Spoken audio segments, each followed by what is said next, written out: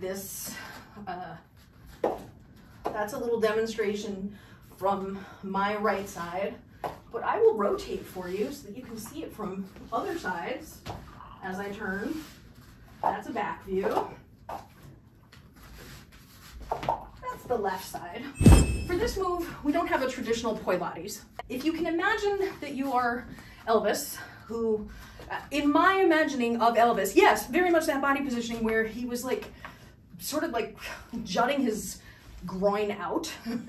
If you can imagine that sort of forward momentum of your groin, but at the same time, you want to also imagine, and this is particularly important, I feel like, for women, less so for men, that you're moving this way as you're doing your crossovers, because that's how you open up and create space. And so if you look at me from the front, you'll see as I move this hip forward, I create space for my other hand to get behind there. So it's sort of this like, you're taking your center, which would normally be here, dropping it back behind by doing this Elvis thing, while you rotate on this, instead of this vertical axis, on this sort of not vertical axis, and you're still doing that same Poilates motion, but just bent over, because that's easy. So let's do the left. We'll do 10 left, 10 right, 10 left. And you can just face me. Sorry, you get all butt.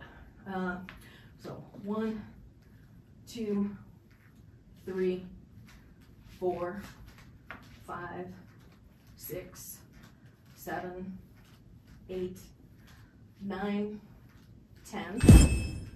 1, 2, 3, 4, 5, 6, 7, 8, 9, 10. For the second set for your sandwich. And 1, 2, 3, 4, 5, 6, 7, 8, 9, and 10. The next thing we would do in the underhand weave in front of the body is learn these 2-beat weaves, where you have the right on top or you have the left on top. So let's look at that from the behind the back perspective. It's a little bit different. In this case, I think it makes more sense, instead of thinking on top and bottom, to think in terms of closer to your body versus away from your body. When you cross the first hand, the second hand is going to move and be further away from it. Now, in a sense, you could say, well, that's on top, but really it's underneath if you actually think about the position of the hands relative to gravity. This is the same in front of your body, right? When you cross your first one, it's on top and the second one's underneath. It's the same way here. The first one is closer to your spine. The second one is further. And then what happens is, if you just did the hand gesture with, say, the left leading, it would cross, then the right crosses, then the left opens, then the right opens. The left crosses, the right crosses, the left opens, the right opens. Left cross, left open, right open. Left cross, left open, right open. Left cross, left open, right open. Left cross, left open, right open. So if we try that with the poi, it would look like this. Left, right, or cross, cross, open, open. Cross, cross, open, open. Cross, cross, open, open. Cross, cross, open, open. Cross, cross, open, open. Cross, cross, open, open. Cross, cross, open, open. Cross, cross, open, open.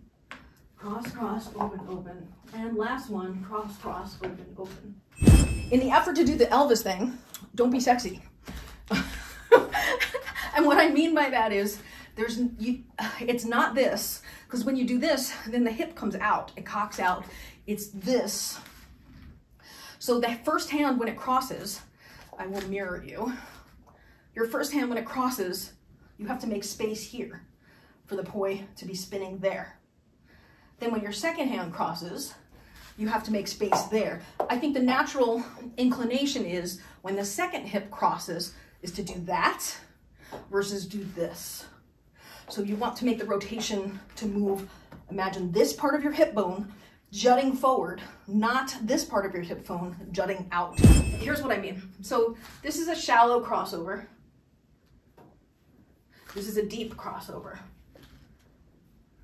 If you can't see the ball here, you probably didn't go deep enough. When my left poi is coming around here, see, this is not deep enough. I can't really see it. But now, that one I can see. That one I can see. I can only see it coming up the turn, but I can see it. I can't see it over your shoulder, like as you're looking diagonally this way or diagonally this way. And from going back to this for a second to feel that. And you'll notice when I have a nice tight crossover like this, my hand isn't really moving very much. Similarly, like it's no different to this. Your hand doesn't really move that much. It's a very tight movement in the end when you really have the crossover. My hand doesn't even come in front of my hip. Like I'm not even coming this far forward or from the side. I'm not even coming this far forward. My hand is basically behind my butt the whole time. Next step would be doing the right one under and the left one on top. The right one under, left one on top. Now maybe that one will be easier for you. It might not. But of course, this is simply a game of, as always, figuring out what your weakness is and practicing into the weakness. Right one closer, left one on top. Right one closer, left one on top. Right one closer, left one on top.